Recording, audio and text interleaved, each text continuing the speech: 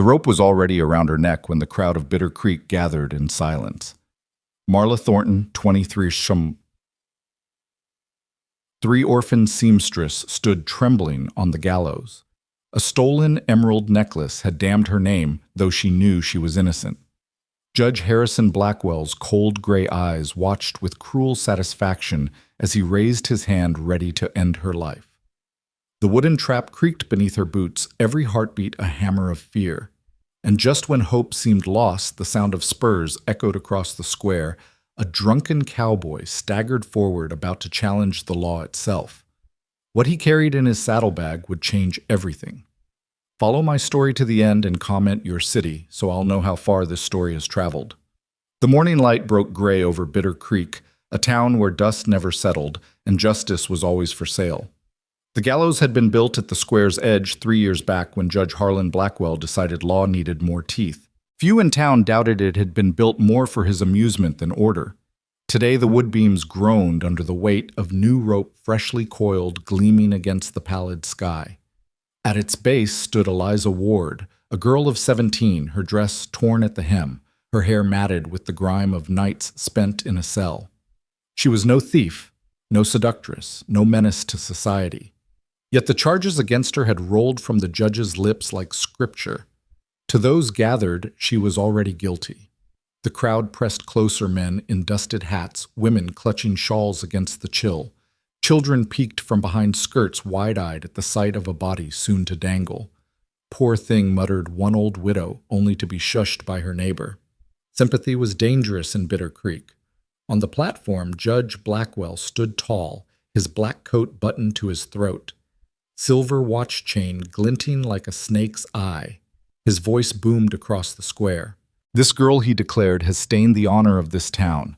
She lured a decent man into shame and then sought to rob him blind. For this she hangs. Murmurs rippled through the crowd. Everyone knew the decent man was Franklin Reeves, son of the wealthiest rancher in the county. His word weighed heavier than hers, and his father's coin had already lined the judge's pocket. Eliza's voice cracked as she cried, "I never touched him. I never stole a thing." But the jeers drowned her out. Her gaze searched the faces desperate for one ally, one spark of belief. Instead, she saw cold eyes eager for judgment, hungry for spectacle. She felt the platform tremble as the hangman adjusted the knot fingers rough against the rope. Her heart pounded like a drum in her chest. She prayed, but even God felt far away in that square. The judge smirked, leaning toward her. His breath smelled of whiskey and power. "You could have confessed," he hissed low enough only she could hear. "It might have saved your neck. But pride's a curse, girl.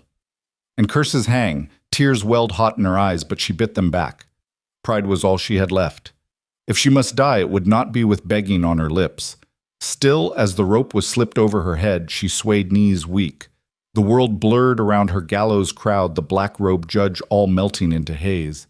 And then came a sound she did not expect, a bottle shattering against the wood steps. The crowd gasped, heads turned.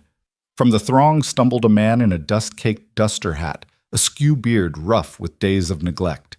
His boots dragged his eyes half-lidded, but his voice, when it came, was sharp enough to cut steel. "Hold it right there!" A murmur ran through the people. Some laughed outright. "It's Caleb McCoy," a man sneered, drunk again before noon. Others muttered about trouble. Caleb McCoy, the drifter with a past no one cared to remember, had become Bitter Creek's shadow. Never working long, always drinking longer. Judge Blackwell's brow arched in disdain. "McCoy," he said, voice dripping contempt. "If you've come to watch, do it quietly. This is no place for drunken interruptions." Caleb's steps wavered, but he pushed forward, bottle dangling loosely in his grip. His words slurred yet carried weight. "Ain't no place for murder either, Judge." He squinted at Eliza, and for a moment the haze in his eyes cleared. What he saw there, a girl trembling, eyes wide with terror, stirred something deep, something buried beneath whiskey and regret. The crowd laughed nervously.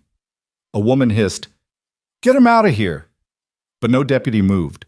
Caleb stopped at the gallows base, one hand braced against the wood post. His voice rose louder, stronger. "You call this justice? A girl accused by a rancher's spoiled son, condemned by your silver tongue. And none of you ask questions." His words cracked raw and ragged. "This ain't law. This is a show. Eliza blinked, stunned. Anyone was speaking for her at last. The judge's face darkened. He signaled to the deputies. Remove him. Two men in dusty badges moved forward, but Caleb swung the empty bottle with surprising speed, smashing it against one deputy's jaw. The other froze, uncertain, as the crowd erupted in gasps and shouts. Caleb stood swaying, chest heaving. His hand trembled, but his voice thundered. You hang her, Judge, and you'll answer to me. For the first time, a ripple of doubt passed through the crowd. The spectacle had changed. The girl still stood with a rope about her neck, but now another story unfolded, one of defiance of a broken man daring to challenge a tyrant. Eliza's breath caught. Somewhere between despair and hope, she felt the rope loosen ever so slightly, as if the universe itself had paused to listen. The judge's eyes burned, his pride, his power, his control, all threatened by a drunk with nothing to lose. Then McCoy, he said coldly, you'll have your chance. Let us see if you can save her. And just like that, the hanging became more than punishment. It became a wager, one that would decide the fate of not only a poor virgin girl, but the soul of Bitter Creek itself. The square held its breath, the air heavy with dust and tension.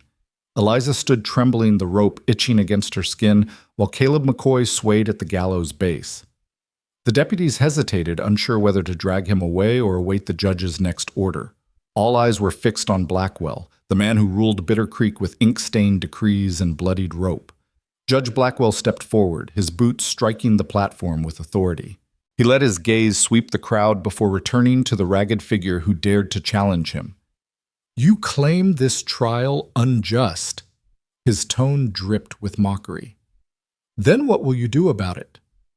McCoy, challenge the court. You a drunk without land or name. The people chuckled, emboldened by the judge's disdain. Caleb's lips twitched into something that wasn't quite a smile. Maybe I don't have land, he rasped, and maybe my name don't mean much anymore. But I've still got eyes, and I saw that trial for what it was, a play put on for Reeves's silver and your pride. A few murmurs of agreement stirred in the back of the crowd, faint but real. Men shifted on their heels. Women lowered their eyes, afraid to be seen listening. The judge scoffed. A play. This girl admitted nothing. She was caught alone with Reeves after dark, and she resisted arrest. That is shame enough. Caleb's jaw clenched. He took a step closer, his boots dragging but his voice steadying. Since when does walking with a man mean you deserve a noose? Since when does saying no to a lawman's grip become crime? His hand shook as he pointed at Eliza. She's a child, Judge, and you're about to kill her for standing against a liar. Eliza's eyes welled again, though this time not with despair. A spark faint as candlelight flickered. Caleb McCoy. The town's shame was the only one who dared to see her truth. Judge Blackwell's lips curled into a sneer. If you believe so firmly, then prove it. You want to stop her hanging, fine. His voice rose booming across the square. You'll face Reeves in her stead. A trial by combat. If you win, the girl walks free. If you lose, the both of you hang together. The crowd erupted. Gasps and cheers mingled, half shocked, half delighted. Nothing stirred Bitter Creek more than spectacle, and now the promise of blood hovered in the air. Caleb stiffened. His shoulders sagged under the weight of that decree. Trial by combat, it was a relic, a cruel loophole Judge Blackwell enjoyed reviving when it suited him. Reeves was young, broad-shouldered son of a rancher who trained his boys with fists and rifles. Caleb, meanwhile, bore whiskey scars in his gut and fatigue in his bones. Still, something burned behind his weary eyes. He tilted his head back, looked straight at the judge, and said, "Then let it be so." The crowd roared. Men clapped each other on the back, eager to see the drunk torn apart. Children laughed nervously, sensing violence. Blackwell's grin widened like a vulture's. Very well. Reeves stepped forward. From the side of the platform, Franklin Reeves swaggered into view. Tall, clean-shaven, his hat tilted just so he wore the smugness of a man who believed the world bent to him. His hands, calloused from ranch work, rested near the revolver at his hip. He sneered at Caleb. You'll fight me. You'll die faster than she will. Caleb's lips pressed thin. Maybe. But at least I'll stand for something before I fall. That line struck deeper than anyone expected. Even Eliza's knees steadied as she heard it. The judge signaled to his men. The gallows cleared. The rope was lifted from Eliza's neck, though her wrists remained bound. She was dragged aside, placed near the deputies, forced to watch. Relief battled fear in her chest. Her life had been postponed, tied now to the outcome of two men. The crowd poured into the square, forming a rough circle. Boots kicked up dust. The sun climbed higher, its glare sharp and merciless. At the center, Caleb and Franklin faced each other. One young and strong, the other broken and worn. A mismatch to anyone's eye. The judge's voice cut the air. "Gentlemen, the law of Bitter Creek shall be settled by strength of hand and aim of heart. Begin." Reeves didn't wait. With a grin, he lunged forward, fist swinging. The punch cracked against Caleb's jaw, sending him staggering. Laughter rang out. Caleb spat blood into the dirt, wiped his mouth, and steadied himself. His eyes, for once, were sober. "You hit like your daddy's money," he growled. Another cheer rolled through the crowd. Reeves snarled, swinging again. Caleb ducked this time, his reflexes surprisingly quick. His fist shot upward, connecting with Reeves' chin. The rancher's head snapped back. The laughter faltered. Eliza gasped, heart racing. Caleb moved like a man with nothing left to lose, every strike thrown not for himself but for her. Reeves recovered, fast fury flashing. He lunged again this time, tackling Caleb to the ground. Dust flew as the men wrestled, fists hammering, grunts echoing. Caleb took blow after blow, his body battered. Yet still he clung, still he rose with every strike. The crowd screamed, caught in the fever of violence. Judge Blackwell leaned forward, eyes glittering with cruel satisfaction. Either way, the show was his. On the sidelines, Eliza whispered through clenched teeth, "Please, please don't give up." As if he heard, Caleb twisted, using Reeves' own momentum to throw him into the dirt.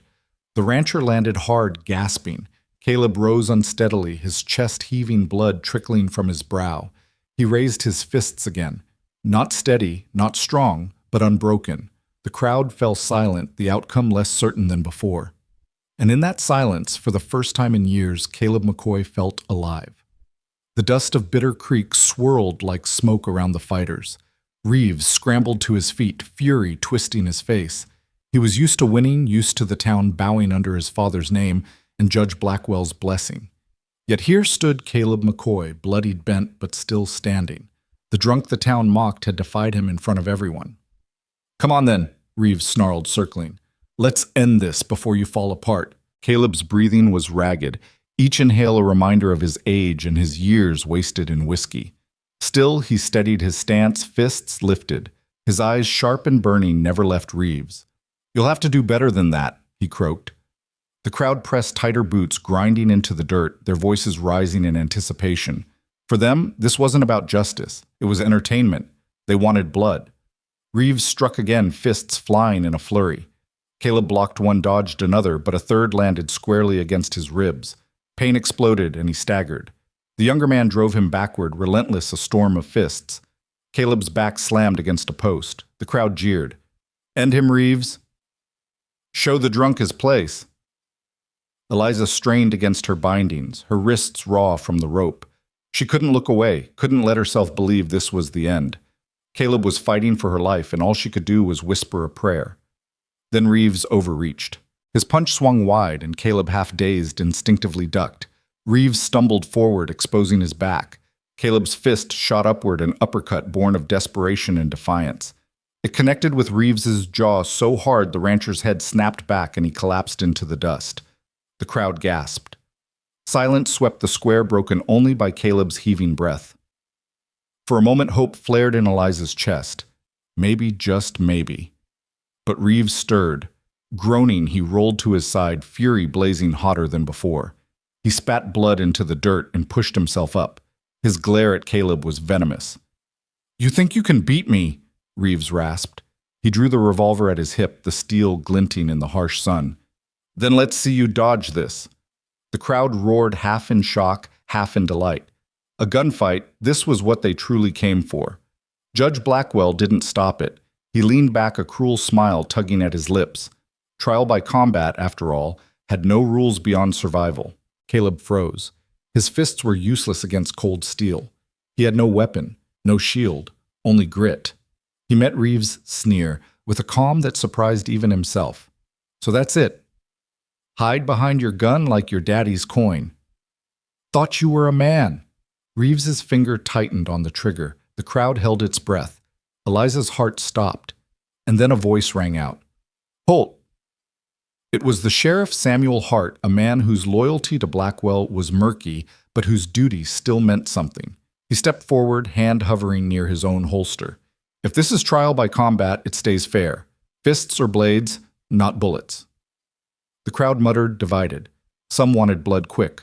Others respected the sheriff's word. Judge Blackwell narrowed his eyes. He weighed the spectacle, the entertainment, the control. Finally, he raised a hand. The sheriff is right. Save the bullets.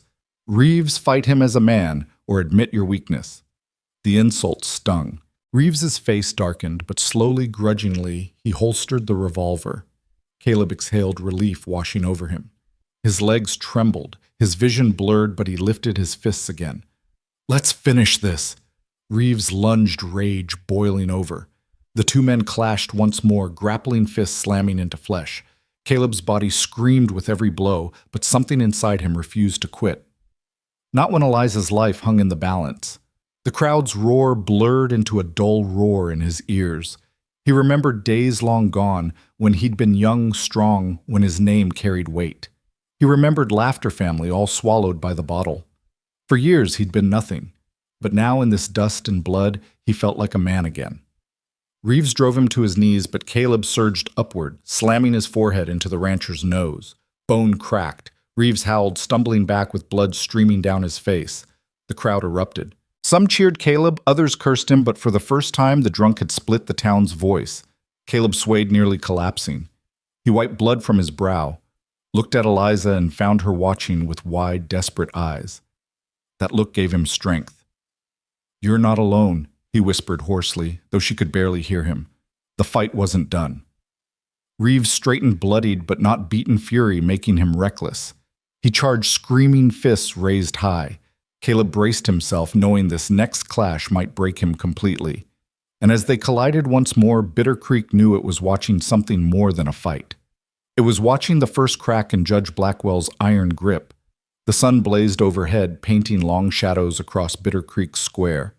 Dust clung to sweat, and the smell of blood mixed with the stench of whiskey from Caleb's breath.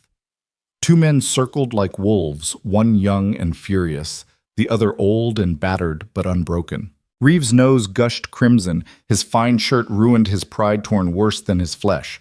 The crowd was chanting now, some for him, others for Caleb.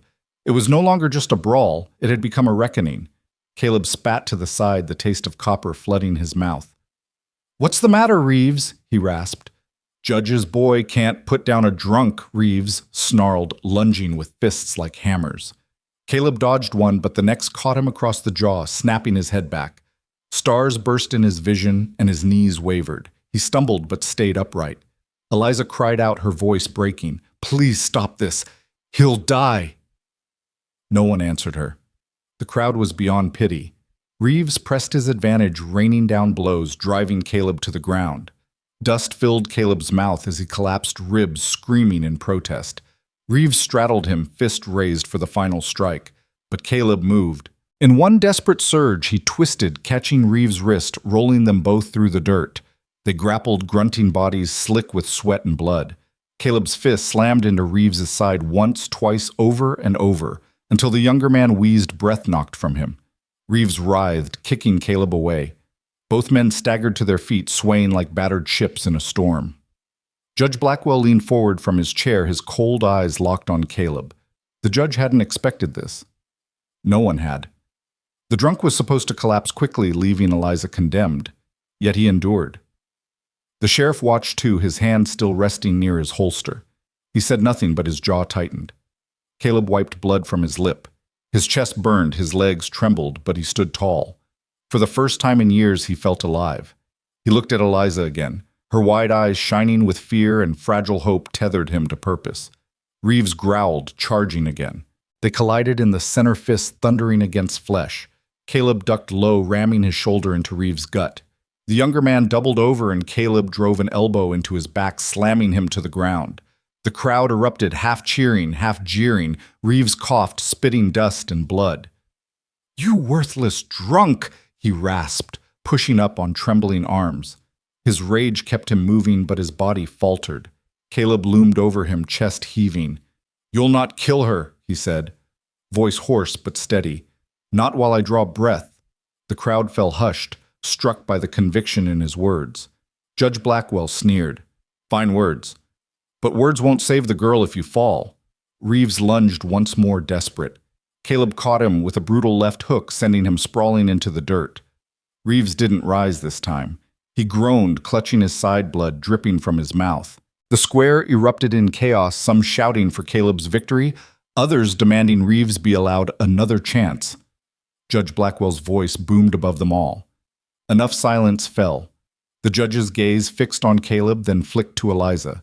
His lips curved in a smile that chilled the girl to her bones. "You've proven," resilient Blackwell said slowly. "But this is not over. The girl is still condemned. Reeves may be beaten, but my judgment stands unless—" He paused, savoring the tension. "Unless you would take her place." Gasps swept the crowd. Eliza shook her head violently. "No, you can't!" Caleb staggered, his battered frame swaying. The offer hung heavy in the air, a cruel twist. Reeves, groaning on the ground, managed a bloody grin. "Yes, let him hang for her. Then we'll see who the hero really is," the crowd whispered, divided and restless. Some demanded justice, others clamored for mercy. Caleb's chest rose and fell, his body screaming with pain, yet his eyes stayed fixed on Eliza. She stared back, tears streaking her face, her lips trembling as she whispered, "Don't do it." For a long moment, no one breathed. Then Caleb's straightened shoulders squared despite his battered frame. His voice rang clear across the square. "If it saves her life, I'll take her place." The crowd gasped. Eliza sobbed, struggling against her bonds. The sheriff's eyes widened, and even Judge Blackwell blinked, startled by the drunk's unexpected courage. The judge leaned back slowly, his smile returning darker than ever. "Very well," he purred. "At dawn tomorrow, Caleb McCoy will hang in her stead." The gavel slammed against wood, sealing the decree. The square erupted in chaos once more. Eliza screamed his name, fighting against the ropes. Caleb, bloodied and broken, managed a faint smile her way. "It's all right," he whispered hoarsely. "You'll live." But inside he knew Bitter Creek's noose awaited him. The crowd spilled from the square like a flood released from a dam, their voices loud and fevered, as they carried the story of the drunken cowboy who had defied Reeves and offered his own life for a condemned girl. Bitter Creek had never seen such a spectacle. In a town starved for gossip, this was a feast. Inside the jailhouse, however, the noise faded into heavy silence. Caleb McCoy sat slumped on a wooden bench, his hands chained his ribs, throbbing from every shallow breath.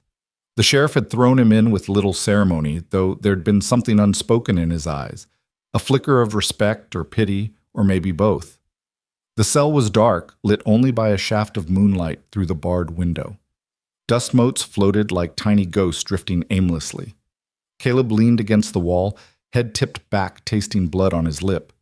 Footsteps echoed on the plank floor. Sheriff Samuel Hart appeared at the bars, his wide shoulders casting shadows across the cell.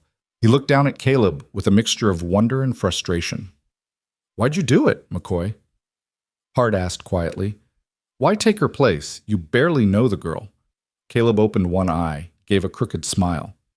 "Sometimes. A man's got to remember he's still a man." That was reason enough. The sheriff's jaw worked as though chewing on words he couldn't spit out. "Blackwell's not merciful. Once he sets his mind, the noose is tied tight. You've written your own death warrant." Caleb chuckled weakly, though it turned into a cough. "Wouldn't be the first time I've come close. At least this way it might mean something." Hart shook his head, muttering under his breath. "Damn fool. Or the bravest man in this town." He turned and walked away, leaving Caleb to silence once more. Not long after, the door creaked open again. This time, it wasn't the sheriff. Eliza slipped inside, her wrists red where the ropes had been cut. Her face pale but determined. She darted to the bars, clutching them tight. "Why?" Her voice cracked, desperate. Why would you do this for me? Caleb looked at her, really looked past the dirt and fear. She couldn't have been more than 17, too young to die, too young to carry the cruelty of Bitter Creek on her shoulders. Because nobody else would, Caleb said simply. And maybe I was tired of watching good folks get crushed while I drowned myself in a bottle. Tears welled in Eliza's eyes. She shook her head violently. It isn't fair. You fought for me, you bled for me, and now they'll hang you. I can't let that happen. Caleb's expression softened. You don't have a choice, girl. Judge's word is law here. But law isn't justice, she whispered fiercely. Caleb almost laughed at that almost. The fire in her voice stirred something inside him, something he'd buried long ago. He leaned forward close enough that their foreheads nearly touched through the bars. Then maybe it's your job to see justice done if I can't. Eliza gripped the iron tighter, her knuckles white. I won't let them kill you. Before Caleb could answer, the sheriff's boots thudded back across the floor. Time's up, girl. Eliza hesitated, then reached through the bars, her fingertips brushing Caleb's bloodied hand. Hold on, she whispered. Please. She was ushered out the door, shutting with finality. Caleb sat back against the wall, her words lingering like a fragile flame in his chest. Hours crawled by. The town grew quiet, the revelry fading into restless sleep. In the jailhouse, Caleb closed his eyes, letting memories drift. His father's stern voice, his mother's gentle hands, the sound of his own laughter before whiskey stole it all. He wondered if anyone would remember him when the rope snapped his neck. Probably not. But maybe Eliza would. That was enough. Dawn came harsh and bright. The clang of keys jolted him awake. Sheriff Hart stood at the door, eyes hard. It's time. The square filled again, the gallows looming against the pale sky. The rope swayed gently, waiting. Caleb was led up the steps, his boots dragging his body aching but his back straight. The crowd jeered, some cheered. Others watched in silence. Eliza stood near the front, her fists clenched, tears streaming unchecked. Judge Blackwell sat high regal in his dark coat, his expression cold and satisfied. Caleb McCoy, condemned by your own words, you shall hang in place of the girl. The noose slipped around Caleb's neck, rough hemp scraping his skin. He swallowed his gaze, sweeping the crowd one last time. His eyes locked with Eliza's. He gave her a faint, reassuring nod. Any last words? The judge asked mockingly. Caleb's cracked lips curved into the smallest of smiles. Yeah. Tell the devil I'm coming thirsty. Laughter rippled cruelly through the crowd. The lever was reached for. And just then a sharp crack split the morning, the unmistakable sound of a rifle. The crowd screamed, ducking. The sheriff spun toward the rooftops. The rope above Caleb's head snapped in two frayed ends, dangling. Caleb stumbled forward, the noose falling from his neck. For a heartbeat, silence reigned. Then chaos erupted. Someone had fired a shot to save him. But who? The crowd surged like cattle spooked by lightning. Women shrieked, men shouted, and the sheriff drew his revolver, scanning the rooftops. The gallows trembled under Caleb's weight as he staggered forward, the broken noose slipping from his shoulders. Judge Blackwell rose from his seat, his face twisted with fury. Who fired that shot? He bellowed, voice cutting through the chaos. Find them! But the shooter was gone. Whoever had aimed so true had vanished into the maze of rooftops and alleys. The sheriff barked orders, deputies scattering, though their search seemed half-hearted. Many in the crowd whispered that the town itself had grown tired of Blackwell's hangings. Caleb's knees nearly gave way as he tried to stand tall. His body was broken, but adrenaline surged through him. He looked toward Eliza. Her wide eyes met his disbelief and hope colliding in her gaze.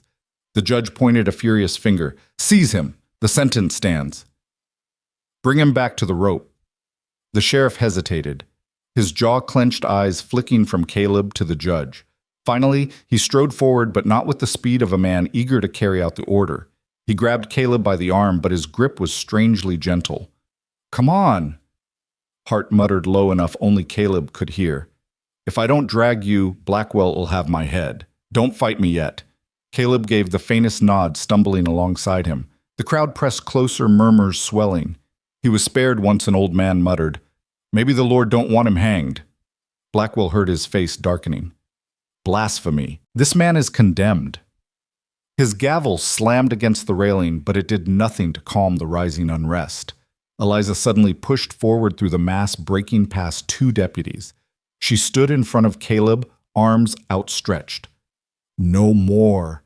You can't take him back up there." A deputy moved to shove her aside, but Caleb stepped forward, shielding her with his battered frame. His voice rasped but carried. "Leave her be. If it's me you want, then it's me alone." The sheriff's hand tightened on Caleb's arm.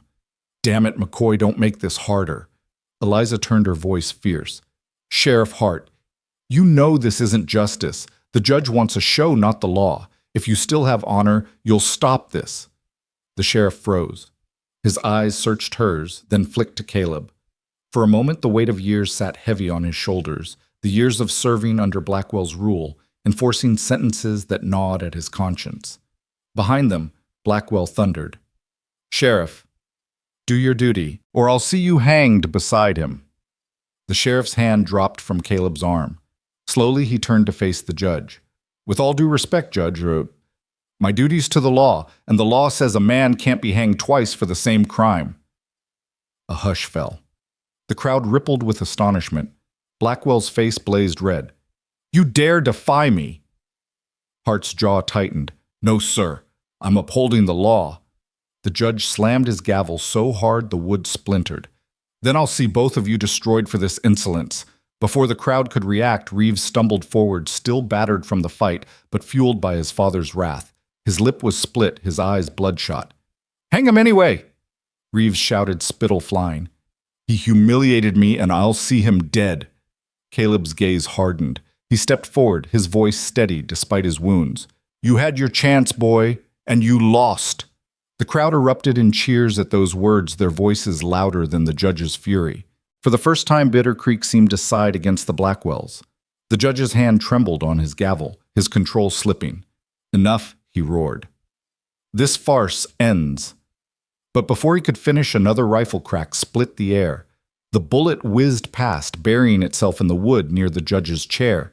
Splinters flew and the crowd shrieked again. Blackwell ducked his face, ashen. The shot hadn't been meant for Caleb this time. It had been meant for him. The crowd fell into stunned silence. The whispers began immediately, voices rippling like fire through dry grass. Someone was hunting the judge. Someone brave enough or desperate enough to strike against Bitter Creek's most feared man. Caleb swayed on his feet, his eyes narrowing. Whoever this unseen ally was, they had changed the game. Eliza clutched his arm, her voice trembling. "Do you see someone's fighting for us? You're not alone." Caleb looked into her tearful eyes, and for the first time in years he almost believed her. But the danger had only just begun. The square had become a tinderbox, every heart in Bitter Creek pounding like a drum. After the second shot, the crowd no longer looked at Caleb like a criminal or a drunk. They looked at him like a symbol proof that maybe, just maybe, the Blackwells could be challenged. Judge Blackwell stood rigid behind the railing, his pale hand gripping the gavel as though it could shield him from the invisible marksman. Sweat slicked his forehead despite the cool morning air. His voice, once iron, wavered. "Find that shooter," he screamed. "Search every rooftop, every alley. Bring me their head." Deputies scattered, but the crowd didn't move. They stayed, their eyes shifting between the judge and Caleb, whispers growing like a storm. Sheriff Hart placed himself between the gallows and the mass of townsfolk, one hand resting on his revolver. His voice carried steady authority. "Everyone hold steady. Nobody else dies today if I can help it." Caleb swayed on his feet. His ribs throbbed, blood drying on his face, but he stood straighter than he had in years. He could feel something shift in the air. It wasn't just fear anymore, it was defiance. Eliza clung to the hem of his shirt, refusing to step aside. She whispered urgently, "They won't listen to him anymore. They're listening to you." Caleb blinked, stunned. Him? A washed-up cowboy, half-drunk most of his life, suddenly holding the town's attention. The irony cut deep. Judge Blackwell slammed his gavel, voice shaking with rage. "Sheriff Hart, I order you to take that man back into custody now." Hart didn't move. He looked at Caleb instead, eyes narrowing as if weighing the man's worth in that instant. Caleb met his gaze and said low but firm, "Sheriff, you know this town's been choking under Blackwell's thumb. Maybe it's time somebody cut the rope." The words hung there heavy. Hart's jaw tightened. The sheriff of Bitter Creek, long known as Blackwell's enforcer, suddenly looked more like a man deciding which side of history he wanted to stand on. Before Hart could speak, Reeves shoved through the crowd, face twisted with humiliation. He pointed straight at Caleb. "This is madness. He's nothing but a drunk who got lucky. He'll drag this town into ruin." Caleb's head snapped toward him, his voice harsh and raw. "And what are you, Reeves? A bully who hides behind his father's robes, a coward who can't fight fair. Folks have seen you for what you are now." The crowd murmured agreement. Some even jeered at Reeves. For the first time in his life, the judge's son wasn't feared, he was ridiculed. Reeves' face went scarlet. He reached for his pistol. "Then I'll finish it myself," gasps echoed. But before he could draw, Hart stepped between them, iron in his voice. "Holster that gun, Reeves, before I take it from you, and shove it where the sun don't shine." Reeves froze, torn between his rage and the unmistakable authority in Hart's glare. He spat at the ground and backed away, but his eyes burned with vengeance. Meanwhile, Eliza's gaze swept the rooftop, searching for the mysterious shooter. She leaned close to Caleb. "Who do you think it was?" "Someone from the crowd?" Or Caleb shook his head, his voice low. "Whoever it was, they've got a steady hand. Saved my neck clean. That ain't no ordinary townsfolk with a rifle." Eliza's brow furrowed. "Then who?" He didn't answer. Not yet. But deep down he suspected the past had come back for him. The tension in the square thickened again as Judge Blackwell raised his voice, desperate to reclaim control. "This town will not descend into anarchy, Sheriff Hart. If you refuse to act, then I will call on federal marshals to restore order. And mark my words, McCoy, your time will come." Caleb straightened, glaring at him from the gallows steps. "Maybe so. But looks to me like your time's running out faster than mine." The crowd roared at that, cheers swelling against the judge's fury. For the first time, Blackwell looked small, a man whose power cracked in the daylight. Sheriff Hart lifted his hand for quiet, his voice calm but firm. "This hanging's over. Until we find the one who fired those shots, Caleb McCoy stays in my custody, not the judge's." That single declaration shattered the old order. Bitter Creek had never heard anyone defy Judge Blackwell so openly. The crowd parted as Hart led Caleb down the steps. Eliza walked beside them, refusing to let go of his sleeve. The people didn't jeer anymore. Some even reached out, touching Caleb's arm, nodding in quiet solidarity. Back inside the jailhouse, the door slammed shut, the lock clicking. Hart leaned against the bars, his face grave. "You've stirred a fire, McCoy. Don't know if this town's ready for it." Caleb sank onto the bench, his body trembling with exhaustion. "Fire's the only way to burn out rot." Hart studied him, then nodded once. "You might just be right." Outside, the town hummed with the new energy. Somewhere above the rooftops, a shadow slipped away, rifle slung across their back. Whoever had saved Caleb's life wasn't finished yet, and neither was Caleb McCoy. The jailhouse felt colder than Caleb remembered. The iron bars hummed faintly, as if the steel itself had soaked up years of desperation. He sat hunched on the wooden bench, his chest heaving with ragged breaths, ribs still aching from the beating Reeves and his deputies had given him. Sheriff Hart leaned against his desk, arms crossed, staring hard at Caleb. The lamplight flickered across his weathered face, deepening the lines carved by years of compromise. "You know what you just did out there?" Hart asked, his voice low. Caleb raised his eyes, bloodshot but steady. "I stood up. That's all." The sheriff let out a short laugh, humorless. "You didn't just stand up. You split this town wide open. Half of Bitter Creek will call you a hero by morning. The other half will call you a curse." Caleb's lips twisted in a faint grin. "Ain't that the way of it?" Before Hart could answer, the door creaked open. Eliza slipped inside, skirts, dusty face pale but eyes blazing. She had slipped past the deputy guarding outside, her determination cutting through any warning. "Sheriff, let me see him," she demanded, her voice sharp with fear. Hart sighed but waved her through. "Don't be long. If Blackwell finds out you're here, I'll have a fight on my hands." Eliza crossed the room in 3 hurried steps and knelt beside Caleb. She touched his face, gently wincing at the bruises. "You should be resting, not playing savior." He smirked weakly. "Guess I ain't cut out for the resting kind." Her hands trembled as she held his. "That shot those shots. Someone out there risked everything to save you." "Who would do that?" Caleb's gaze darkened. He remembered the way the bullet had sliced the rope clean through. That wasn't luck. That was a marksman. Someone who knew what they were doing. Could be an old friend, he muttered, or an old ghost. Before Eliza could press him further, the outside door banged open. A deputy stumbled in, face pale. "Sheriff, the judge he's calling for an emergency session. Wants you there now." Hart's jaw clenched. Course he does. Probably wants my badge too. He grabbed his hat and looked back at Caleb. "You stay put. Don't give me a reason to regret this." When the sheriff was gone, silence settled heavy as chains. Eliza squeezed Caleb's hand tighter. "You can't just wait for him to decide your fate again. You have to do something." Caleb leaned back, eyes on the ceiling. His voice came out rough. "For years I drank myself blind trying to forget. But when that noose dropped, I saw it clear. I don't aim to die with Blackwell's boot on my neck." Eliza's eyes filled with tears, but her voice was steady. "Then fight, not just for you, for this town. Everyone's waiting for someone to break his hold." Caleb studied her, surprised at the steel in her words. She wasn't just a poor girl caught in the storm. She was daring him to rise. The night deepened outside. The murmur of voices drifted from the square. Bitter Creek was restless. Men gathered in knots outside the saloon, whispering, arguing. Some raised toasts in Caleb's name. Others spat and cursed, swearing loyalty to the judge. Meanwhile, high above, a figure crouched on a rooftop at the edge of town. Moonlight glinted off the rifles strapped across their knees. They had watched the scene unfold, every shot placed with precision. Beneath the brim of a weathered hat, their mouth curled in a grim smile.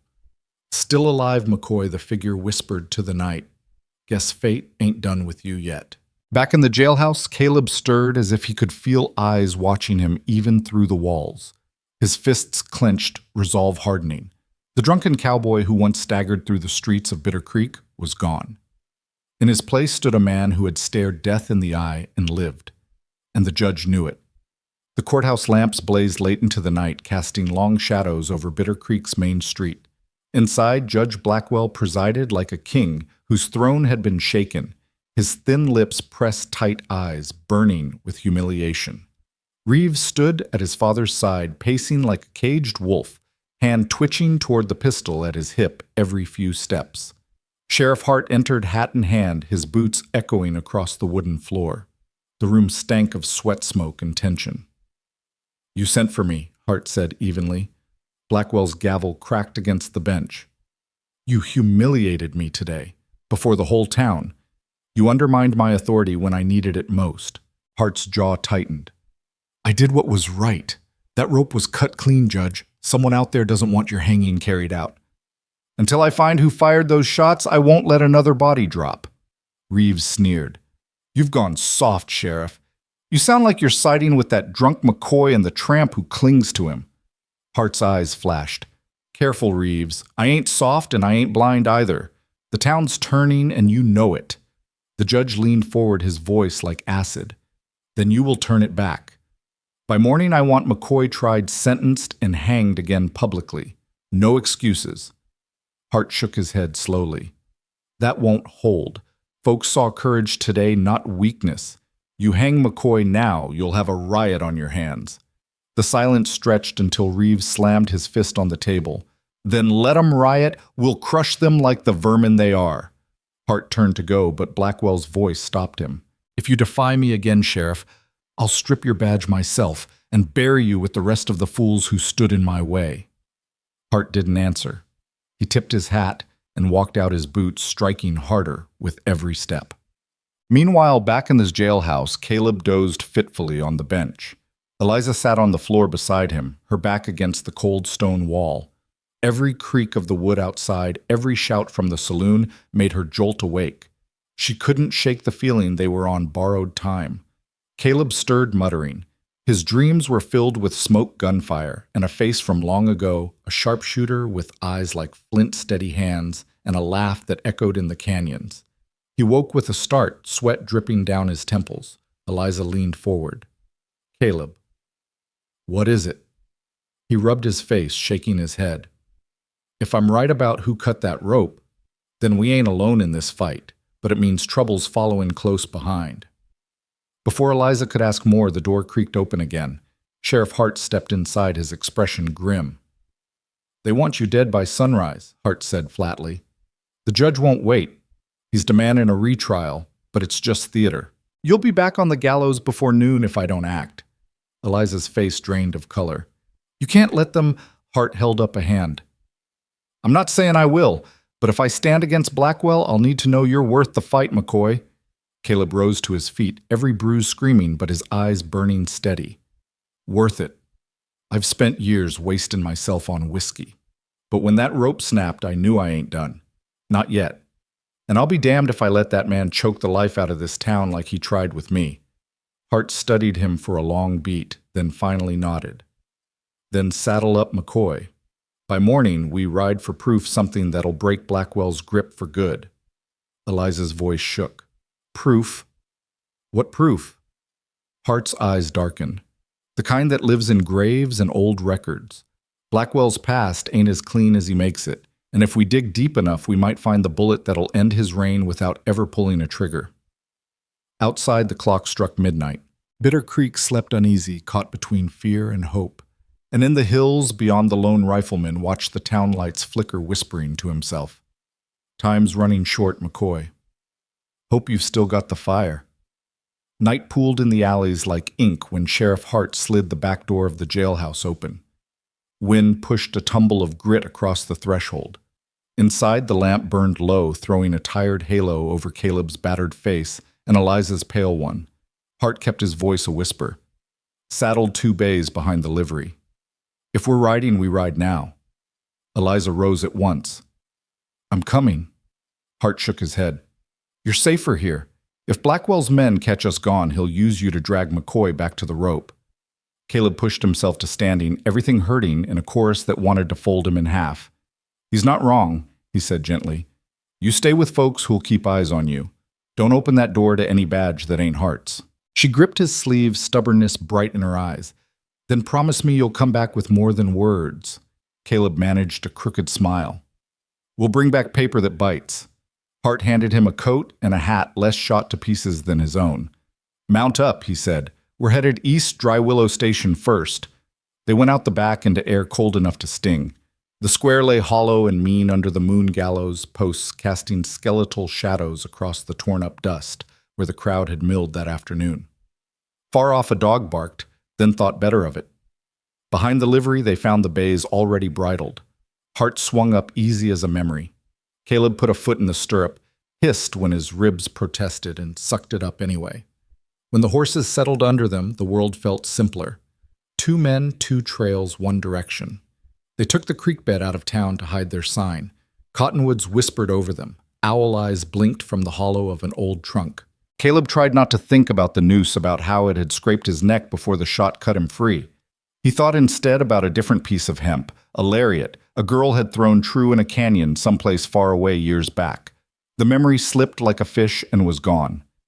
Hart kept his voice low as the hooves plodded in the sand. "Dry Willow's telegraph man, Ephraim Cole, he's a pack rat. Keeps copies of dispatches he ain't got a right to. If Blackwell ever crossed wires with Carson City or the territorial office, Cole's likely got the scrap. And if he burned 'em at the judge's say-so." "Then we keep riding," Hart said. "Red Ledge Courthouse took fire last winter. Clerk named Miriam Albright saved what she could. She might have tucked the wrong papers under the right floorboard." Caleb nodded. "You always had a mind for where a town keeps its bones." Hart let out a breath that could have been pride or shame. Comes from carrying a shovel for a man who liked graves. They pushed the horses to a lope when the creek widened into flats, the night air cutting tears from their eyes. Twice Hart raised a fist, and they dropped to a walk listening. The prairie talked back crickets, a far coyote wind dragging itself across grass. No men. At Dry Willow, the telegraph shack leaned like it was listening to the rails. A yellow square of lamplight leaked from the window. They tied off in shadow. Hart rapped lightly and didn't wait for invitation. Ephraim Cole looked like a ferret, in spectacles, nervous fingers, clever eyes, scalp shining through thin hair. His mouth fell open when he saw who filled the doorframe. Sheriff Hart closed the door behind them. "Evening, Cole." Cole's eyes skittered from Hart to Caleb and back. "This late ain't much traffic on the line," Goodhart said. He leaned both hands on the counter. "Need your private collection." Cole pulled at his collar. "I what collection?" Caleb took a step, pain flaring along his ribs. He kept his tone mild. "The one says you never met a wire you didn't copy for a rainy day. Looks like rain to me." Cole huffed, then sagged. "Judge won't like—" "Judge isn't here," Hart said. "I am." A few minutes later, Cole had a satchel on the counter thumping down bundles tied in twine, each labeled in a tight, too-neat hand. Hart thumbed through dates, 15 months back, 19 years. Caleb reached for a packet stamped with a rubber mark Carson City Marshal's office. When he tugged the string free, a broadside slid out, the ink faded, but the face clear enough. A younger man with Blackwell's wolfish eyes, hair darker, jaw less jowled. The name beneath it made Hart whistle through his teeth. Harlan E. Blackstone, Territorial Treasurer. Caleb read, "Wanted for embezzlement of public funds fleeing jurisdiction. Reward $500. Hart tapped the corner. "And look here, dispatch sent to a Harlan Blackwell in Bitter Creek 6 months after that date. Different last name, same first and middle initial." Cole squirmed. "Folks change names all the time, Sheriff. Folks with $500 on their head change 'em fastest," Caleb said. He turned another sheet over and found an encoded telegram to Blackwell, references to arrangements to spared verdicts to land transfers expedited. It stank of backroom barter. "You'll give us copies," Hart told Cole. "And you'll forget we came." Cole swallowed. If the judge asks," Hart said, "tell him his wire's gone quiet." They stepped into the night with papers stowed in Hart's coat. The stars had shifted, time was running, and the prairie ran with it. They just swung into the saddles when Caleb's horse danced sideways, ears knifing forward. A heartbeat later, a bullet chewed splinters out of the shack's doorframe behind them. Cole yelped and dove inside. Rock's heart barked. They kicked the bays into the dark and took the wash, the second shot singing somewhere to Caleb's left, and the third sparking off a stone. Caleb felt the old heat slow his heart, narrow his world to hoofbeats and angles. He leaned low, let the bay eat distance, and counted the rhythm of the shots. Whoever was firing knew how to lead a moving target, and how to miss by inches when they wanted to scare more than kill. They cut through greasewood and reached a shallow draw, sliding off the saddles in one practiced motion. Hart peered over the lip pistol, ready. "See him?" Caleb squinted along the ridge. A silhouette lifted against the stars, a hat brim, the long line of a rifle across a shoulder. A small gesture came, 2 fingers to the brim, in a salute so slight it could have been a trick of night. Then the figure stepped back and vanished into the slope. Hart exhaled. "Friend of yours?" Caleb stared at the empty ridge. "If it is, I'll buy him a drink. If it ain't, I'll buy him too." Either way, they wanted us moving. Toward Red Ledge, Hart said. "Let's hope Miriam Albright's got more than ashes." They rode with more caution, giving the low hills a wide berth. Once far behind, they heard hooves pound and made a cold camp in sage, while 3 riders crossed their back trail and lost it in the creek stones. When the darkness thinned at the edges and the east took on that bruised color just before day, the limestone bluffs of Red Ledge loomed out of the gray. The courthouse sat on a knoll above town, half its roof tar-papered where fire had licked the rafters in January. A single lamp glowed behind the frosted glass of the clerk's office. Miriam Albright answered Hart's knock with a rifle in one hand and a ledger in the other.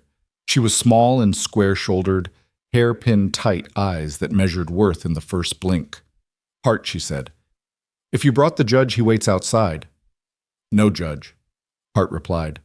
"Only trouble." She looked Caleb up and down, took in the broken nose, the purpled ribs under the coat. "You've got a talent for it, mister. It finds me," Caleb said.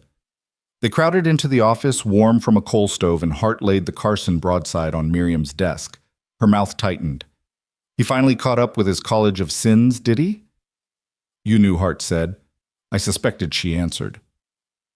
"When a man arrives with a different name and keeps the same handwriting," she tapped a drawer with the rifle barrel, "and when he pays too much attention to records that ain't his business."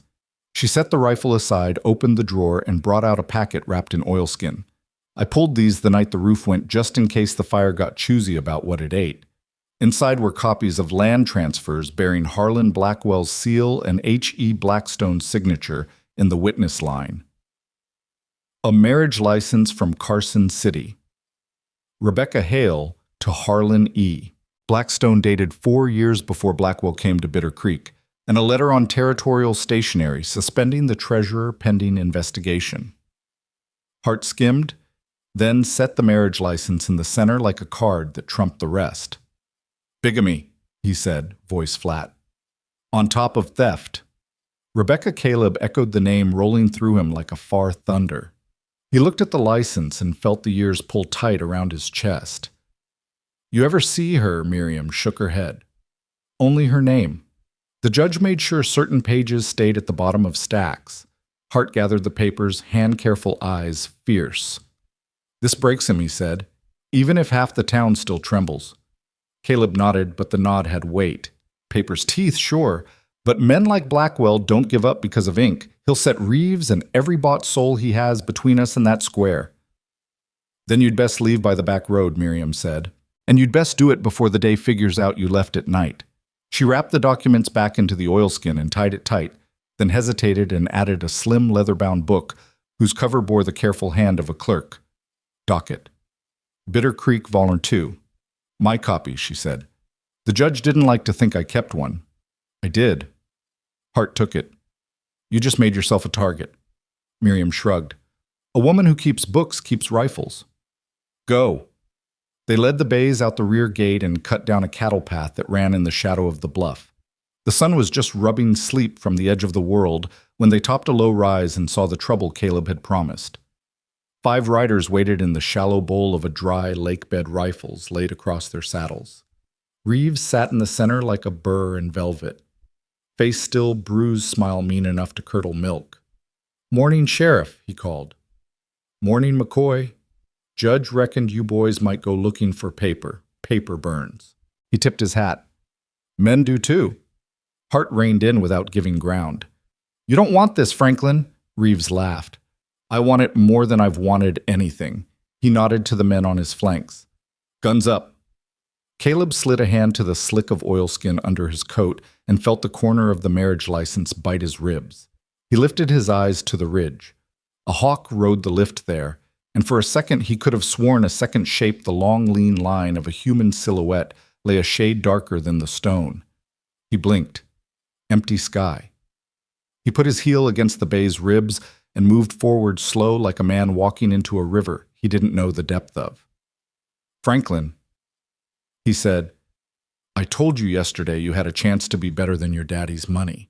Yesterday, Reeves said sweetly, I still had teeth. He lifted a hand. Rifles came level. Hart's voice went low. Now.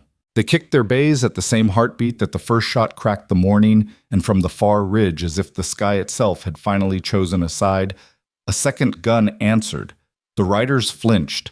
Reeves' hat jumped skyward in a puff of felt. Caleb Drew Hart fired, and the bowl of the lake bed erupted, the world narrowing to dust and smoke and the bitter taste of iron on the tongue. The oilskin thumped against Caleb's ribs with every breath like a second heart. He aimed for the space between panic and purpose and found it thin as a thread, strong as rope. They would get those papers home or die on the trail. Either way, Bitter Creek would know who had been calling himself judge. The echo of rifles clapped across the basin, rolling off the bluffs and back into the riders' ears. Caleb leaned low, the bay horse stretching under him like a streak of muscle and thunder. Dust rose in choking sheets as the first volley split the dawn. Reeves hollered something drowned by the blast, his men scattering to form a crescent. One slug tore through Caleb's coat sleeve, hot and sharp, but missed bone. Hart's revolver bucked steady, each shot measured. Not wasted, he was the kind of lawman who counted cartridges like prayers. A crack from the ridge cut across the fight, different rifle, sharper report. One of Reeves' men spun sideways and toppled from his horse, the bay bolting riderless. Caleb caught a glimpse of the distant figure again, braced against stone rifle smoking in the pale light. Whoever that stranger was, they'd decided the fight wasn't one-sided.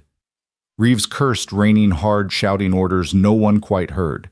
His men hesitated the way men do when sudden death drops in from a place they didn't mark. Caleb pressed the opening writing at the closest with a snarl. His revolver roared once the man's hat flew and the horse crashed against another tangling reins and bodies. Hart cut through the gap like a man who'd been hunting such openings all his life. "Keep moving," he barked. Caleb swung wide, forcing the bay down the slope that curled toward the cattle path. He fired once more, then snapped the cylinder shut on empty chambers. A curse burned his lips. Behind them, the Ridge rifle cracked again. Another man dropped. Reeves howled with fury, then wheeled back, unwilling to die for ink and parchment. His riders, broken in rhythm, peeled off in pairs. Dust swallowed them, but the promise of return rode with the echo of their hoofbeats. Silence came jagged, broken only by the whistle of Hart's horse and Caleb's ragged breathing. Hart reined up at the edge of the draw. "You hit." Caleb glanced at the torn sleeve. Grazed, he spat into the dust. Could have been worse. Hart nodded once, then lifted his gaze to the ridge. The figure was gone. Just sky and stone left behind. "Whoever they are," Caleb said, "we owe them 3 lives." Hart grunted. "Debt. We can't pay if we stop here. Let's move." They drove the bays into the shadow of the bluff, following the path that bent south and west, the sun warming stone as it climbed. By noon, they'd made 10 miles and found a narrow canyon where cottonwoods clung to the creek bed. They watered the horses and split a heel of bread Miriam had shoved into Hart's saddlebags. Caleb chewed, slow mind-turning. "The papers show him for what he is," he said. "But Bitter Creek won't take proof over fear, not unless we put it in their hands." Hart tossed the last crumb to the creek. "Fear doesn't vanish easy. Men like Blackwell build towns on it. They make folk believe rope and gavel belong to them alone." And yet Caleb said softly, "If enough folks see truth written down loud enough and plain, even fear has to blink." Hart's eyes flickered. "You speak like a preacher. I speak like a man who dangled from a rope while a crowd cheered," Caleb said. His voice had gravel in it. "And who means for that crowd to know whose hands tied the knot?" Hart let the silence stand. Wind hissed through the cottonwood leaves.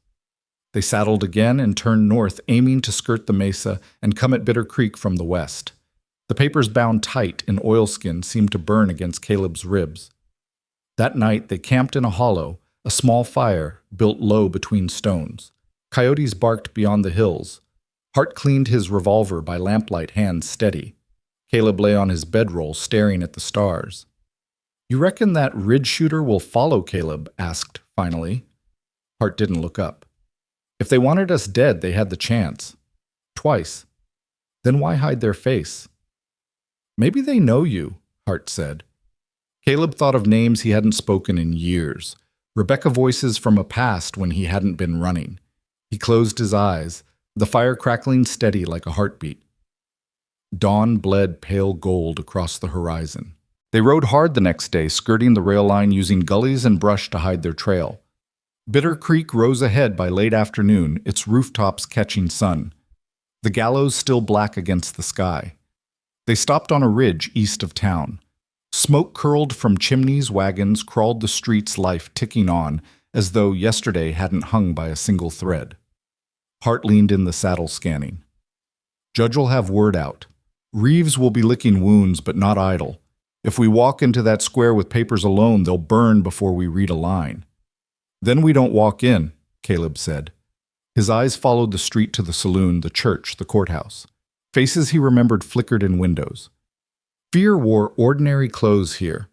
We ride in loud and clear. We show every soul at once what kind of man they've been bowing to. Hart studied him a long time. "That's a short road to a gunfight." Caleb met his gaze. "Longer than the rope." The sheriff gave a thin smile. "Fair enough." They made camp one more night in the hills, close enough to see lamps glow in town, close enough to hear faint piano notes drift up when the wind carried them.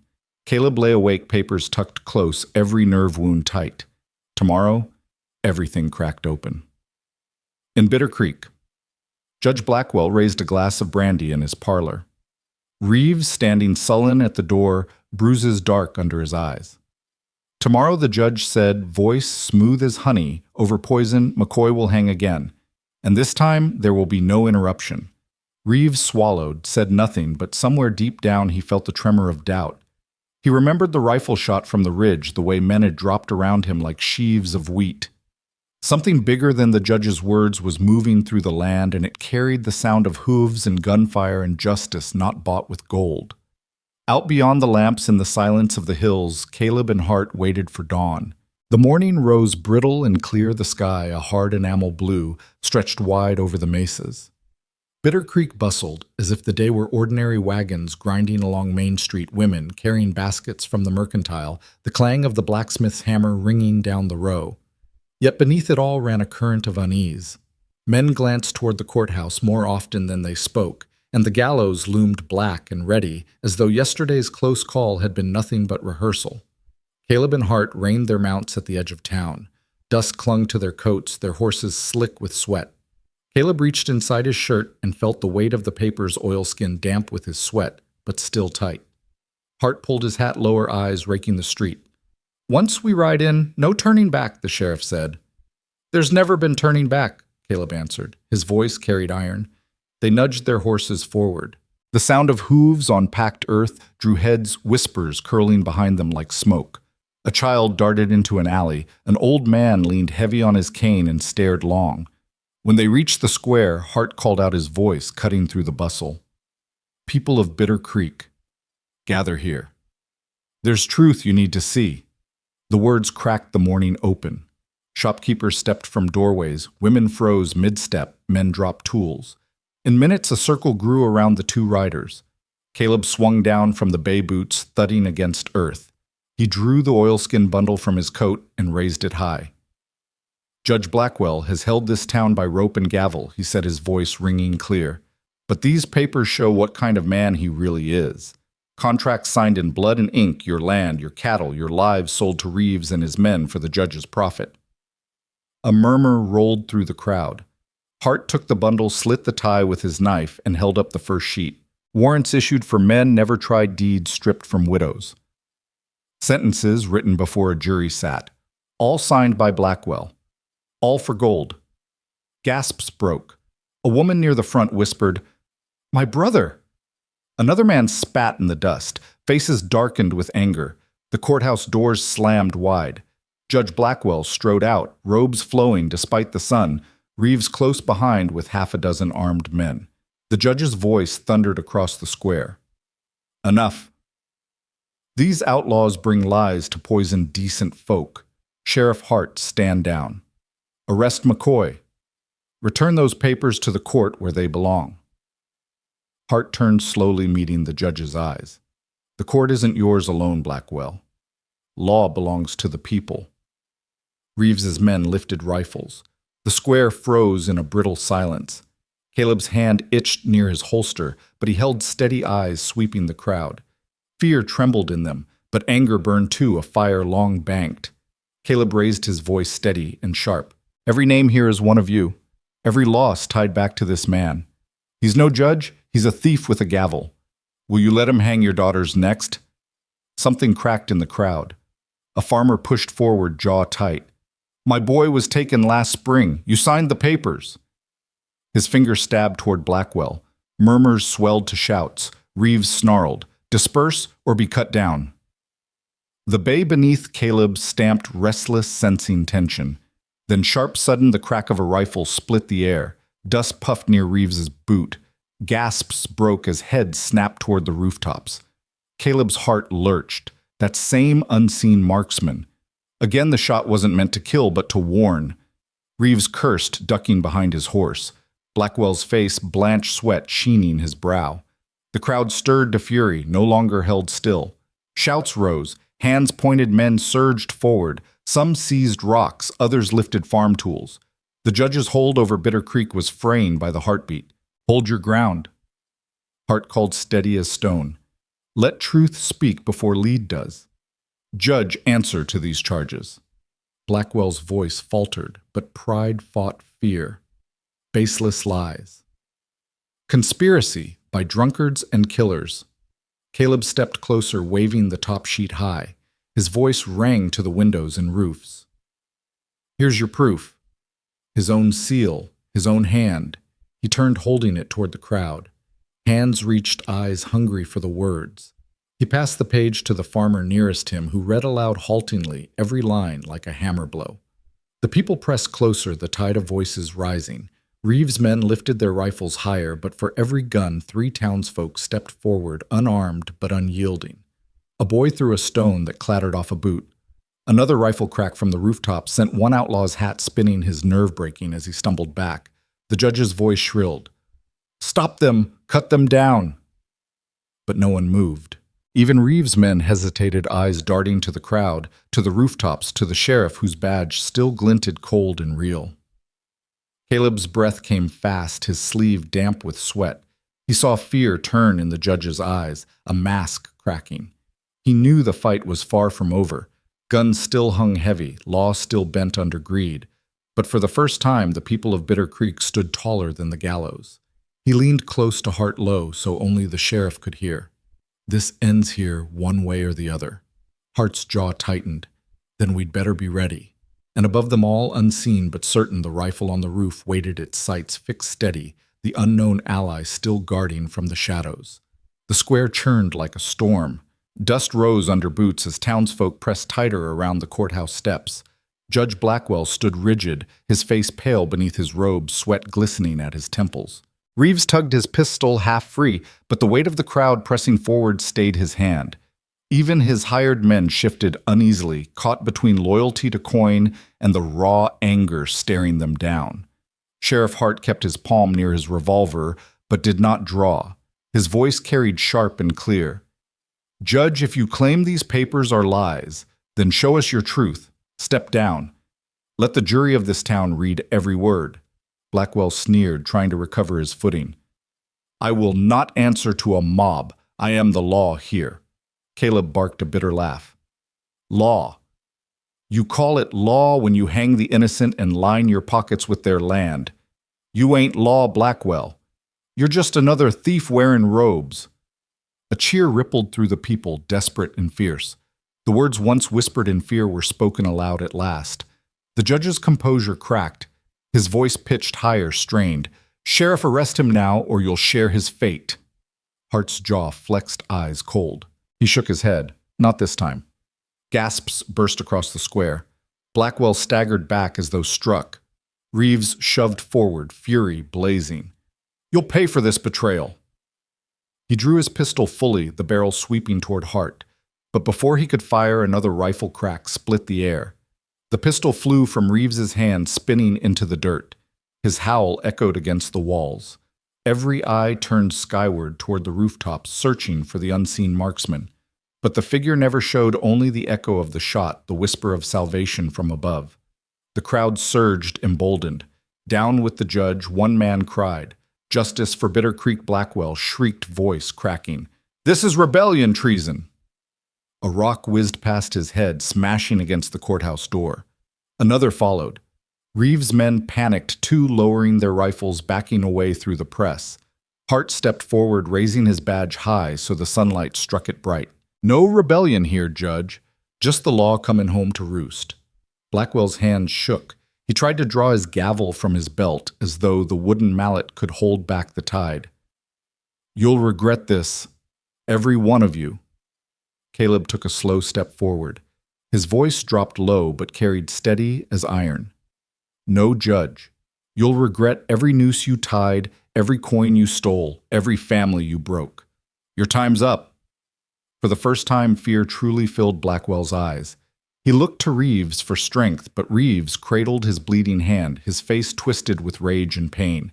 His hired men edged back, unwilling to die for a crumbling tyrant. Then, without warning, the church bell tolled. One slow, heavy note. Then another. Heads turned as the bell rang again and again, calling the whole town to witness. Women hurried from their homes, children clinging to skirts. The entire population seemed to flood the square, drawn by the sound of justice hammering louder than the judge's gavel ever had. Caleb felt the shift, as if the earth itself tilted. This wasn't just his fight anymore, it belonged to all of Bitter Creek. Hart's voice thundered. "Judge Blackwell, you're relieved of your post, effective now. You'll stand trial same as any man." The judge shrieked, lunging toward the papers Hart still held. but Caleb caught his arm mid-swing, twisting it behind his back with a force that made the older man cry out. The crowd roared approval, the sound shaking the windows of the saloon. Reeves stumbled back, his good hand fumbling for another weapon. He hissed at the townsfolk, spittle flying. "You'll all burn for this. You think you can run me out?" But another stone struck his chest. Another shout silenced his threat. Fear crept into his eyes, too, for the tide had turned, and the gallows no longer cast its shadow over the innocent. In the middle of the chaos, Caleb glanced toward the rooftops, his heart hammering. Whoever guarded them from above, whoever had cut the rope, fired. The warning shots was still out there, still watching, and something in his gut told him the reckoning was only half done. The air in Bitter Creek felt charged thick with dust, and the sound of hundreds of voices rising as one. The courthouse square, once a stage for Judge Blackwell's decrees, had transformed into a tribunal of the people. Caleb stood in the center, gripping the judge's arm tight as the man struggled like a cornered rat. Reeves lurked near the steps, his bleeding hand wrapped in a rag, his face burning with humiliation. His hired men lingered on the edge of the crowd, their rifles hanging loose, no longer certain which side to stand on. Sheriff Hart raised his voice again, steady as the toll of that bell still ringing from the church tower. "This town has lived too long under fear. Today that ends. Judge Blackwell will be tried. Here. Now." The crowd answered with a roar. Men and women surged forward, eager to see the papers, eager to touch them, as if they were relics of truth. Hart passed the bundle into trusted hands, and one after another the townsfolk read aloud, their voices carrying across the square. "Here this writ says, 'My land was forfeit before I ever missed a payment,'" a rancher cried, shaking the page. Another man read trembling lines. "My brother, they hanged him on your order, Judge. But this says he was cleared of charges." His voice broke and grief turned to fury. Every revelation fell like a hammer blow against the judge's pride. Blackwell twisted against Caleb's grip, his eyes wild. "They don't understand the law. They can't read it right." "They understand enough," Caleb growled, forcing the man to his knees in the dirt. "They understand you sold them for silver." The murmur turned to chants. "Justice, justice." The word rolled like thunder off the buildings. Reeves bellowed above the noise. "Don't listen to him. Don't let this drunkard and his lapdog sheriff fool you. You'll ruin yourselves without order." But no one listened. The people had chosen their order, and Reeves's words sounded weak against the fury of a town betrayed. Still, Caleb's eyes kept flicking to the rooftops. Twice the unseen rifle had saved them. Twice it had turned the tide. Whoever held it had power enough to tip this moment into victory or ruin. He couldn't shake the feeling that the gunman's silence now meant a decision was coming. Hart motioned to two men in the crowd. "Bring rope. Not for hanging, for binding." As the townsfolk obeyed, Blackwell's composure collapsed. "You fools," he spat, his voice breaking. "You'll regret this when the governor hears. I'll be restored, and every last one of you will beg at my feet." But his words rang hollow. He flinched as the rope bound his wrists, as the chant swelled louder. For the first time in years, Judge Blackwell was powerless. Reeves snarled, stepping forward. "You won't lay a finger on him, not while I breathe." His good hand gripped a knife pulled from his boot. Caleb's gaze locked on him. The square fell into a tense hush. For a moment it felt as though the whole town balanced on the blade Reeves held. Then crack. The rifle barked again from the rooftops. The knife flew from Reeves's hand, clattering harmlessly across the cobblestones. Gasps erupted. Reeves froze, eyes wide, his bravado shattering. All heads turned upward. This time a figure appeared, a shadowed shape crouched against the rising sun. The marksman stood tall for the first time, a rifle still smoking in his grip. His hat brim hid his face, but his stance spoke of calm control. He lifted the rifle slightly as though tipping a hat, then disappeared back over the roofline. The crowd erupted in cheers. Whoever the guardian was, he had sealed the fate of Blackwell and Reeves, both. Reeves cursed, scrambling backward, trying to melt into the throng. But hands grabbed him, dragged him forward, held him fast beside the bound judge. His men abandoned him outright, slipping into alleys, fleeing the square. Caleb's chest heaved with the weight of it all. He looked at Hart. The sheriff's jaw was set, eyes blazing with a kind of grim satisfaction. "It's done," Hart said quietly. But Caleb shook his head. "No, it's only begun. Now comes the part where we prove we're better than them." Hart nodded. "Then let's make it right." The crowd pressed closer, eager for judgment, and Caleb knew this wasn't just a trial of Blackwell. It was a trial of Bitter Creek itself. The ropes tightened around Judge Blackwell's wrists, digging deep into his flesh.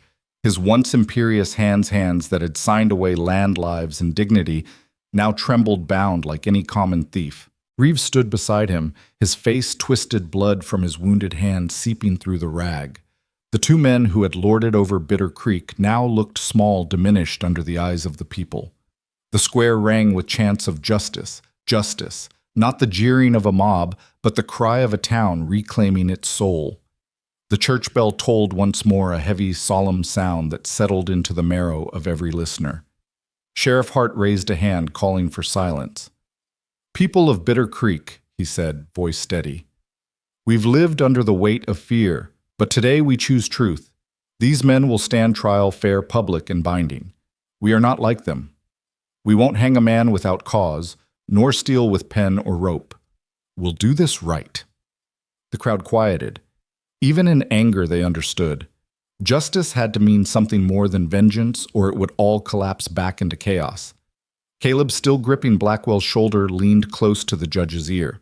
"Hear that they don't want revenge, they want justice. And it's a kind you'll never understand." Blackwell spat in the dirt, muttering, "This rabble won't hold me. The governor, the circuit court, they'll send soldiers. You'll all hang for this rebellion."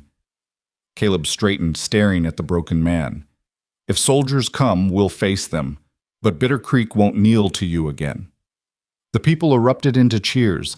For the first time in years, hope filled the square instead of dread. Reeves, clutching his bound wrist, sneered through the pain.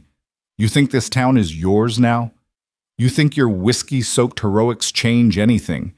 Men like me don't die in the dirt. We come back, stronger. You'll see." The words earned him nothing but jeers. A young woman stepped forward, her voice sharp as steel.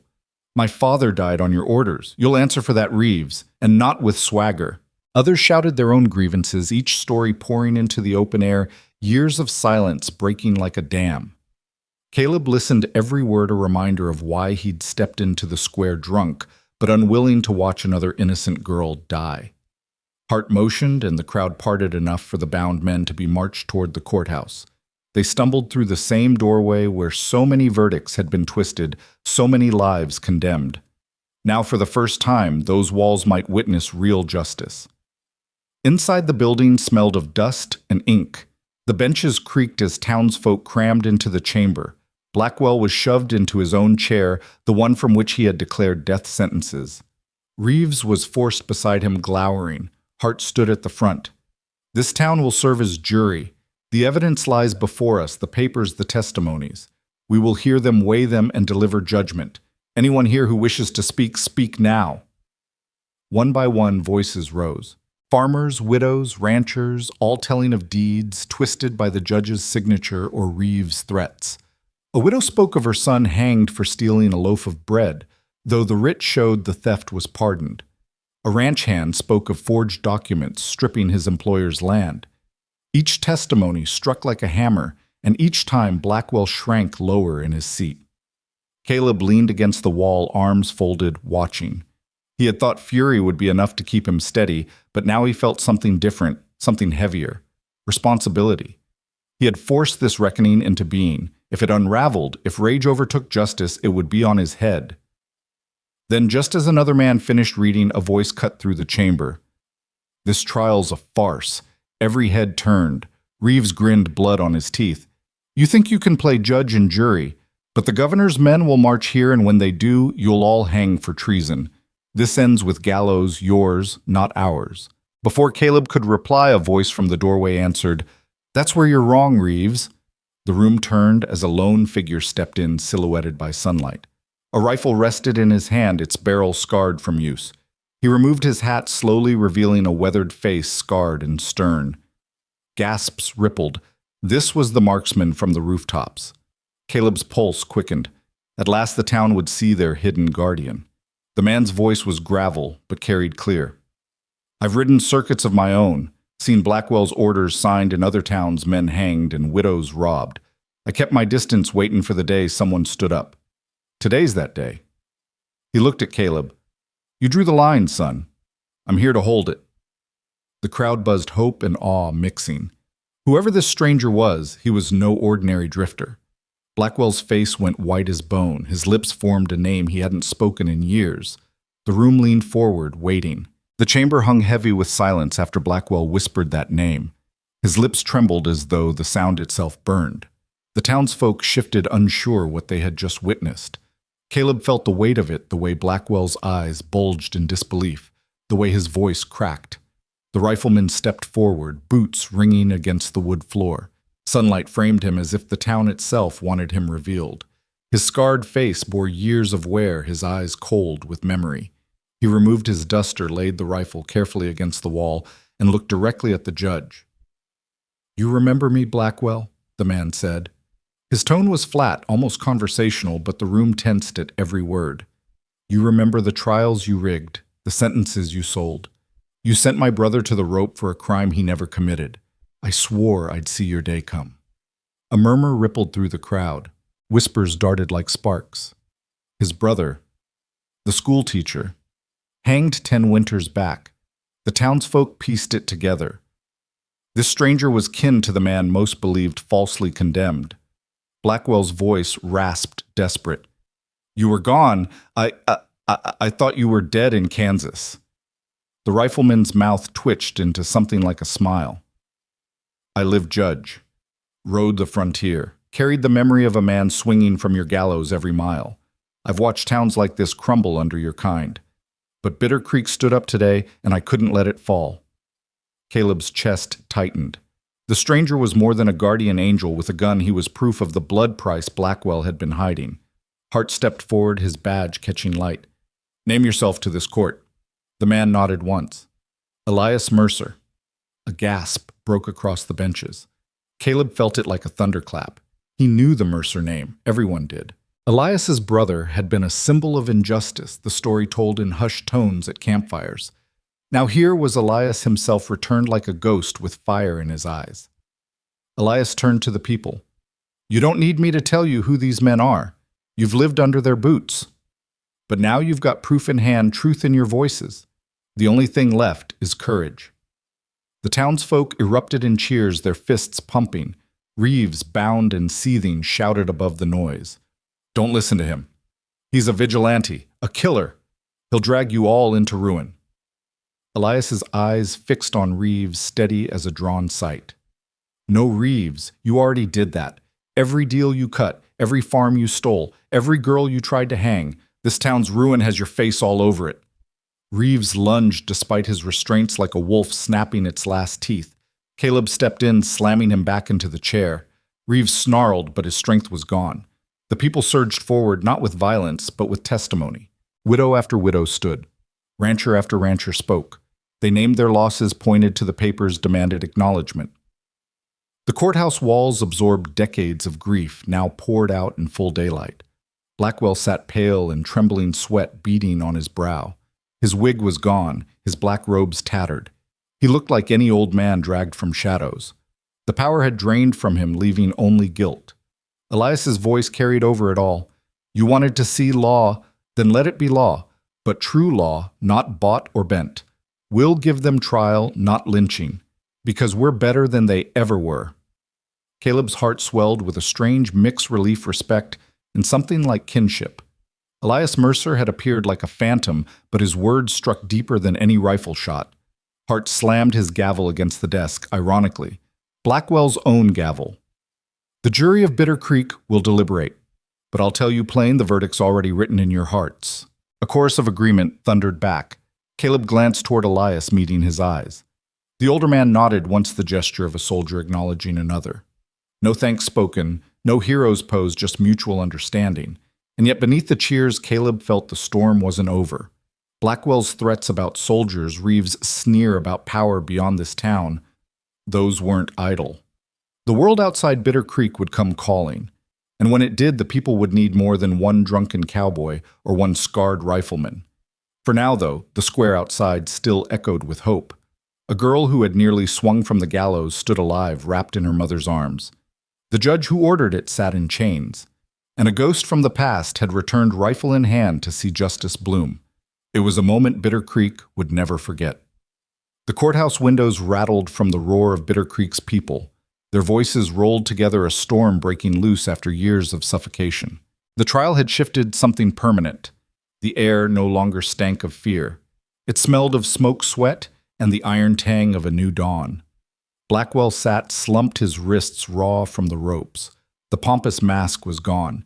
He looked small, like a man realizing the empire he built on fear had crumbled to dust. Reeves, though wounded, still spat venom, his eyes darting, searching for any weakness he might exploit. Caleb leaned against the wall, one hand resting on the butt of his revolver. The whiskey fog that had once numbed his senses was long gone. In its place burned clarity. He had stumbled into the square drunk, but now he stood sober in a way he hadn't felt in years. Elias Mercer, the scarred rifleman, remained near the doorway. He hadn't taken his eyes off Blackwell since revealing himself. It wasn't hatred in his gaze, it was something colder forged by decades of betrayal. Caleb wondered if a man like Elias had forgotten how to live beyond vengeance. Sheriff Hart rose, holding up the gavel that once belonged to Blackwell. The irony wasn't lost on anyone. The people of Bitter Creek have spoken. Evidence has been read, testimonies have been given. This jury finds Judge Nathaniel Blackwell guilty of corruption, fraud, and wrongful executions. It finds Silas Reeves guilty of conspiracy, coercion, and attempted murder. Their punishment, Hart let the words hang in the air, will be decided at dawn. A murmur swept the room. Some called for the rope, others for prison. But the sheriff's decision to wait until morning reminded them this wasn't mob justice. It was order being reborn. Caleb looked around. Faces glowed in lamplight, weathered, scarred, tired, but hopeful. For the first time, he saw unity where once there had only been silence. Tomorrow, Hart continued, we'll gather here again, but tonight go home, rest, hold your families, remember this night. Slowly, the townsfolk filed out, voices low but firm with resolve. The square emptied until only a few remained inside. Caleb, Elias, Hart, and a handful of deputies. Blackwell and Reeves were dragged to a cell beneath the courthouse, their protests echoing down the stairwell. When the last door clanged shut, silence settled. Elias walked over to Caleb, his boots heavy on the planks. You pulled the trigger on this day, son. Don't let it eat you. Change don't come without blood and bone. Remember that. Caleb studied him. Elias was a man scarred outside and in living proof that injustice left no one whole. I wasn't trying to be a hero, Caleb said softly. I just couldn't stand by. Elias's eyes softened just slightly. That's what makes you one. Outside, the night air was cool, washed with starlight. Lanterns flickered in window shadows, moving behind curtains as families spoke of what tomorrow might bring. For once, Bitter Creek felt alive. But even as hope glimmered, unease coiled in Caleb's chest. He remembered Reeves' sneer, Blackwell's promise of soldiers. The world beyond this town wouldn't ignore what had happened here. Power never did. As Caleb lit a cigarette, Elias stepped beside him, rifle slung casually against his shoulder. You feel it too, Elias said. Yeah, Caleb admitted. This ain't over.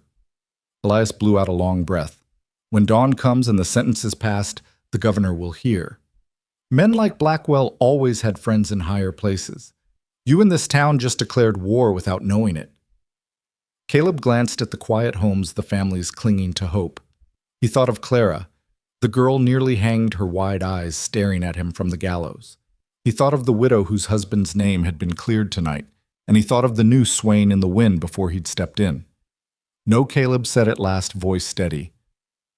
We just declared freedom, and I'll be damned if we give it back. The two men stood in silence, watching the stars wheel over the dark plains. Somewhere a wolf howled, answered by another farther off. It felt like the world itself knew something had shifted. Inside the courthouse cellar, Blackwell and Reeves sat shackled, plotting, seething. Tomorrow would bring their judgment, but tonight they whispered promises of revenge. And above them, Bitter Creek scarred, weary but unbroken, prepared for the dawn that would decide its soul. Dawn broke red over Bitter Creek, the horizon bleeding with light, as if the earth itself bore witness to judgment. The town gathered again, boots crunching on hard-packed dirt, voices low with anticipation. No carnival laughter, no drunken jeers, only the solemn murmur of a people who knew history bent at their hands this morning. The gallows loomed in the square. Built for fear now, it stood like a monument of choice. Would it serve vengeance or justice? Caleb stood near the platform, hat pulled low, jaw set. His hangover days felt like a lifetime ago. Now every nerve thrummed with purpose. Elias Mercer walked beside him, rifle slung across his back. His scarred face was calm, but his eyes scanned the crowd with a soldier's instinct. The town drew strength from his presence, as if this man who had carried grief for decades had returned to lend them his fire. Sheriff Hart led the prisoners from the courthouse. Blackwell shuffled forward, wrists shackled, his robe torn. His once commanding voice had cracked into mutters, fragments of pleas only he could hear. Reeves came next, defiant even in defeat, his lip curled into a sneer that dared the crowd to finish him. The people shouted, some demanded the rope, others cried for prison, a few begged for mercy. Clara, the girl who had nearly swung from the noose, stood with her mother at the front. She trembled, but her chin lifted high. Caleb caught her gaze, and she gave the smallest nod, as though telling him, "Don't let them break what we built last night." Hart raised his hand. Silence rippled outward. Bitter Creek today, we decide what justice means. Blackwell and Reeves stand guilty by your testimony and your evidence. The question is, what do we do with them? For a long moment, no one spoke. The gallows loomed. The sun climbed. The town held its breath. Elias stepped forward, his voice carrying like a drum. If you hang them, they'll be martyrs to their kind. If you send them back east, their friends in power will hide them. But if you keep them here in the very place they tried to crush, their shame will never fade. Let them see the people they thought they owned. Let them live under the weight of every eye that despises them. The crowd stirred. It wasn't the ending some had hungered for, but it was one they understood. Vengeance burned hot, but Elias offered something colder, justice that lingered, a punishment without end. Caleb added his voice. This town don't need another rope soaked in the blood of the wrong or the corrupt. We need to show the world that Bitter Creek ain't a place of fear anymore. It's a place of law, the kind that's real, the kind that's fair. That's how we win. Claire stepped forward, her small voice piercing. Don't make us like them. That was the spark. The crowd erupted not with anger, but with resolve. Prison, they cried. Let them rot. Hart nodded once. So it is decided. They'll live but in chains until they draw their last breath. Blackwell sagged, relief flooding his features, only to wither when he realized what that meant. Reeves cursed, thrashing, until deputies dragged him back down the steps. The gallows stood unused, its ropes swaying in the morning wind like ghosts denied. The people cheered not with bloodlust, but with triumph. Families embraced. Neighbors shook hands. For the first time in years, Bitter Creek felt whole. Caleb exhaled, shoulders loosening. Elias clapped a hand on his shoulder. You gave them a future son. Don't waste it. Caleb looked at the sky, the sun burning brighter now. He thought of whiskey bottles and bar fights, of empty nights that had nearly drowned him. But that man was gone. He was something else now, not a drunk cowboy stumbling into a square, but a defender of the weak, a man who stood when it mattered. Elias turned, walking into the dust of the open road. Where you headed? Caleb called. Wherever there's a noose waiting for the wrong neck, Elias answered, not looking back. His figure faded into the rising sun, a legend carried on boot steps. Bitter Creek stood in his wake, scarred but reborn. And Caleb knew the fight wasn't over. But whatever came, this town would face it with its head high. The people dispersed, hope alive in their eyes. The gallows creaked in the wind, a relic of the old order now stripped of its terror. And as the day began, Bitter Creek stepped into a new chapter, written not by fear, but by courage. Your thoughts will help us create meaningful stories. And if you want to hear more powerful healing stories like this, don't forget to subscribe to the channel. Click the bell icon so you don't miss any new episodes. And most importantly, share this video with someone who needs a little hope today. Thank you so much for your time. We hear you, we listen to you, and we are honored to tell these stories for you.